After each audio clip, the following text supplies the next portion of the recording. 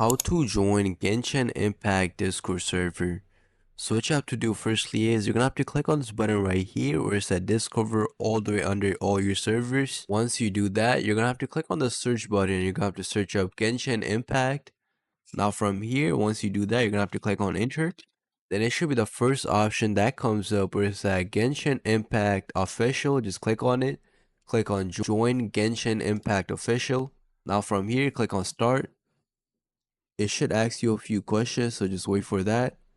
What language do you use for communication? I'm gonna click on English. If you speak any other language, you could click on that. Then click on next. Now from here, what region are you? So obviously I'm NA. If you're in Asia, EU, you could also click on that. Would you like to stay updated to the announcement? I'm gonna just click on skip. Did you read all the rules?